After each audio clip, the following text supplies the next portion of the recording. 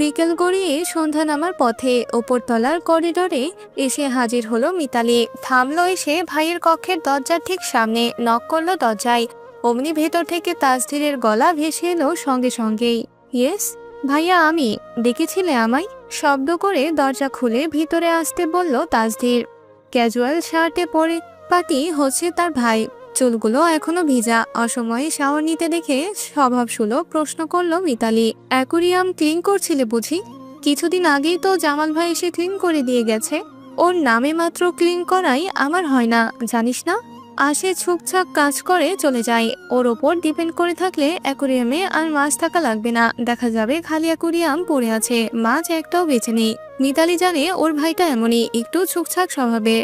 একটু না, অনেকটাই বলা চলে। ছোটবেলা তার ভাই যে কত কিছুতে ওর দোষ ধরতো।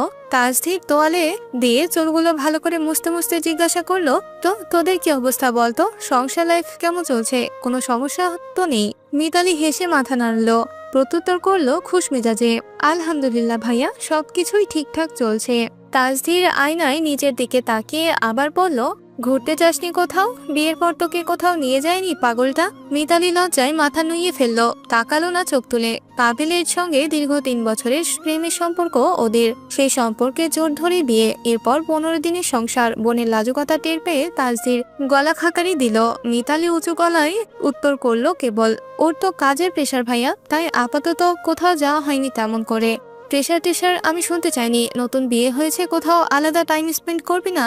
শোন, তোদের জন্য একটা ট্রিপ প্ল্যান করেছি আমি, কক্সবাজার যাচ্ছিস তোরা। আগামীকাল রাতে সব ব্যবস্থা করে ফেলেছি, পাবেলকে জানিয়ে দিস। মিতালি চোখ বড় বড় করে আওড়ালো, কক্সবাজার?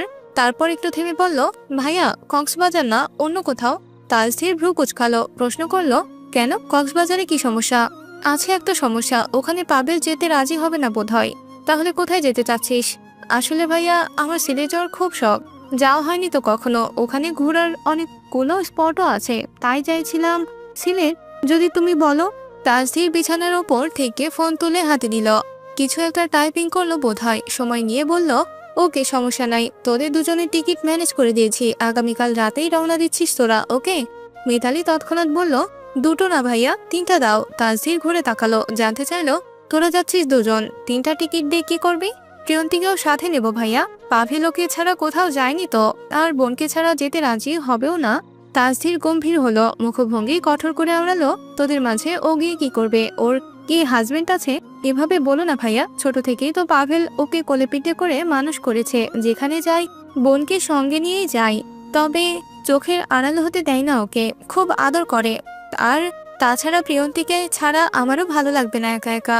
কিঞ্চিত নীরবতা নেমে এলো ঘর জুড়ে। তাসধীর জানালার দিকে তাকালো, দীর্ঘ একটা নিঃশ্বাস ফেললো, তারপর বলল, আচ্ছা ঠিক আছে, 3টা টিকিটই হবে। টেবিলে রাতের খাবার পরিবেশন করছেন মোহনা বেগম। তাসধীর ছাড়া আপাতত বাড়ির সকলেই আছে সেখানে। প্রিয়ন্তী নিজের রুমে গুটিসুটি মিরে বসেছিল সারাক্ষণই, দুপুরে খেতে অবধি নামেনি। ছাদে যেটা হয়েছে তারপর থেকে ইচ্ছে করে আর রুম ছেড়ে বাইরে বের হয়নি মেয়েটা। বের হলেই যদি লোকটা ওর সামনে পড়ে যায়।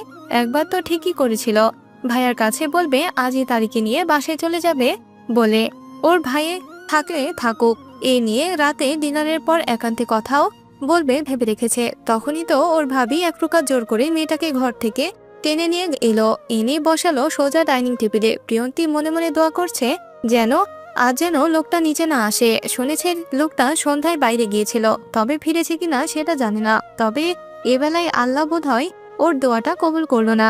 সঙ্গে সঙ্গেই সিঁড়ির দিক থেকে ভেসে এলো সেই পরিচিত পায়ের শব্দ।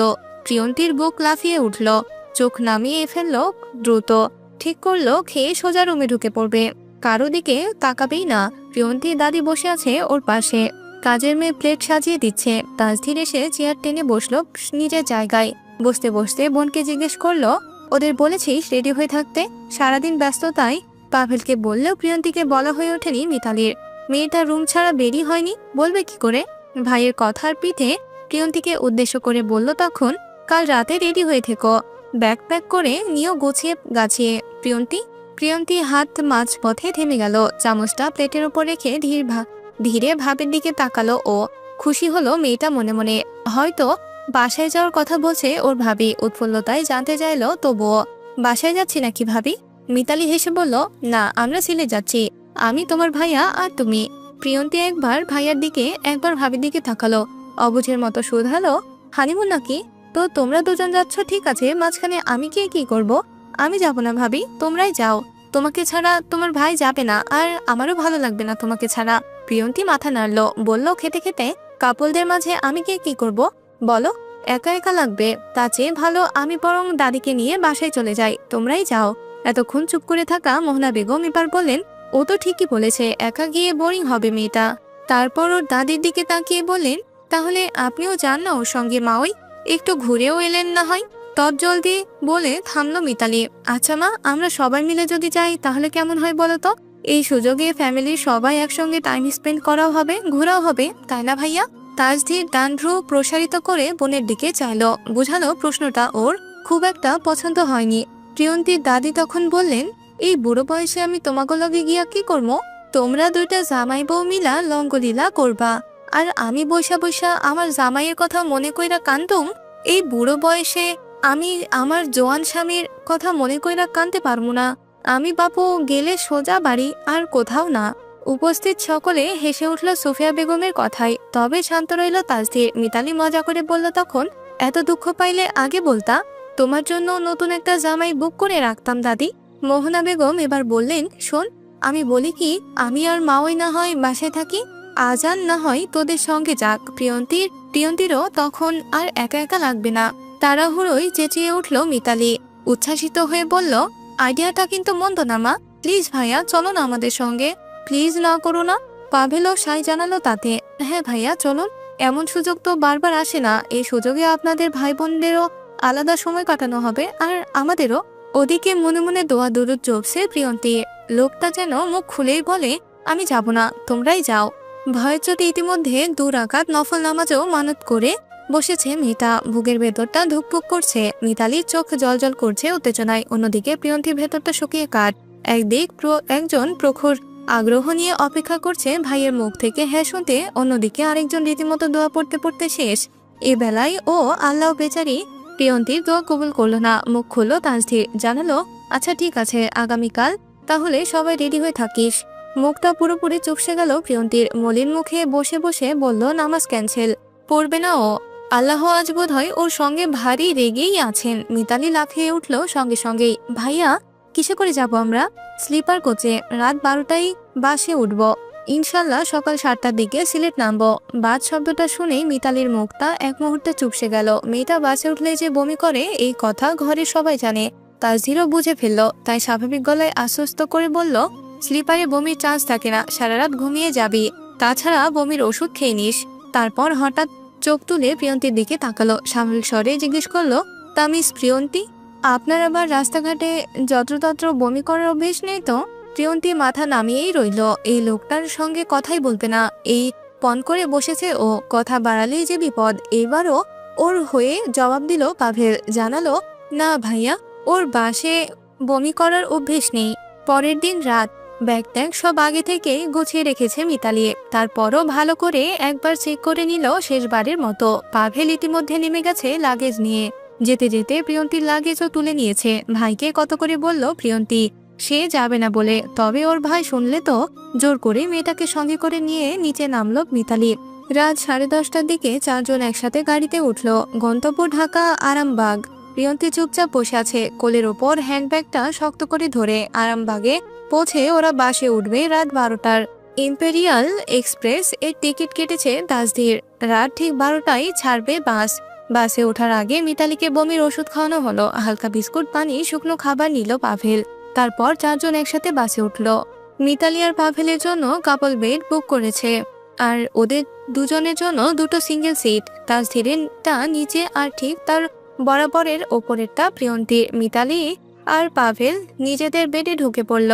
প্রিয়ন্তী একবার ওর কাছে এসে পুনরায় ভাইয়ের সিটের ওখানে নক করলো একবার। ভাবির কাছ থেকে এয়ারপড নিল, এরপর পা বাড়ালো নিজের সিটের দিকে। তাজধীর ইতিমধ্যে নিজের সিটে ঢুকে পড়েছে। নিচের সিটের পর্দাটা একটু ফাঁক ছিল, ভেতরে মৃদু আলোয় দৃশ্যমান অনেকটাই। সেই ফাঁকা জায়গায় দিয়ে প্রিয়ন্তীর চোখে পড়ল ভিতরে। তাজধীর নিজের টি শার্টটা বদলাচ্ছে, এক টানে খুলে ফেললো গা থেকে সেটা। প্রিয়ন্তীর পা দুটো অজান্তেই থেমে এলো মাঝপথে। লোকটার শরীরটা পুরোটা দেখা না গেলেও আবছা আলোয় একটা স্পষ্ট অবয়ব বোঝা যাচ্ছে, শক্তপোক্ত বিশাল একটা দেহ। লোকটা দেখতে যেমন দৈত্যর মতো লম্বা, শরীরটাও বানিয়েছে ঠিক তেমন। তবে ওপর থেকে দেখে বোঝা যায় না সেসব। ফ্যালফ্যাল করে চেয়ে রইল প্রিয়ন্তী। ওর ধ্যান ভাঙলো তাসজিরের ভ্রু কুচকে তাকানোই। মেয়েটা দিকবিদিক শূন্য হয়ে ঝুলে রইল যেন মাঝপথে। ইস, সবসময় ওর সাথেই কেন এমনটা হয়? কেন কেন কেন এমনটা? এখনই তাকাতে হলো লোকটাকে। সম্মিত ফিরতেই দ্রুত ওপরে উঠতেই নিজের বেডে ঢুকে পড়ল প্রিয়ন্তী। ওড়নাটা মাথায় থেকে সরিয়ে রাখলো একপাশে। এরপর বড় বড় শ্বাস নিল কয়েকবার। বুকের ভেতরটা ধুকপুক করছে, আনচান আনচান করছে। ছি, লোকটা কি ভাববে ওকে? ঠিক তখনই পাশে থাকা ফোনটা ভাইব্রেট করে উঠল। স্ক্রিনে জ্বলে উঠলো। অমনি মেসেঞ্জারে একটা নোটিফিকেশন শো করছে, ফ্রম তাসজির সিদ্দিক আজান। একমাত্রই এলো মেসেজটা। প্রিয়ন্তীর হাত কেঁপে উঠল। সেই কাঁপুনি তো কাঁপলো ফোনটাও। দোনমনো করলো কয়েকবার। লোকটা ওকে মেসেজ পাঠিয়েছে। এই প্রথমবার লোকটা ওকে কোনো মেসেজ পাঠিয়েছে। কাঁপা কাঁপা হাতেই মেসেঞ্জার খুললো ও ঢুকলো চ্যাটিং বারে। দেখতে পেল 1 মিনিট আগে লোকটা লিখেছে, কি মিস প্রিয়ন্তী, বাচ্চার বাবাকে খুব বেশি মিস করছেন বুঝি? আগে বললেই পারতেন একসাথে ঘুমিয়ে ঘুমিয়ে যেতে চান। তাহলে না হয় আপনার ভাই ভাবির মতোই আমাদের জন্য একটা কাপল সিট বুক করতাম। প্রিয়ন্তীর মাথা ঝিঝি করে উঠল।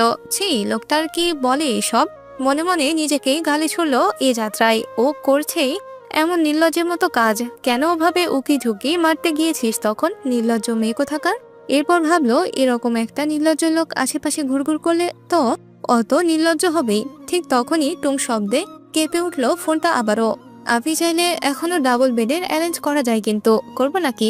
প্রিয়ন্তী ফোনটা বুকে চেপে ধরলো। গাল দুটো আগুনের মতো জ্বলছে। সিদ্ধান্ত নিল এই অসভ্য লোকটাকে আর 1 সেকেন্ডও সহ্য করবে না ও।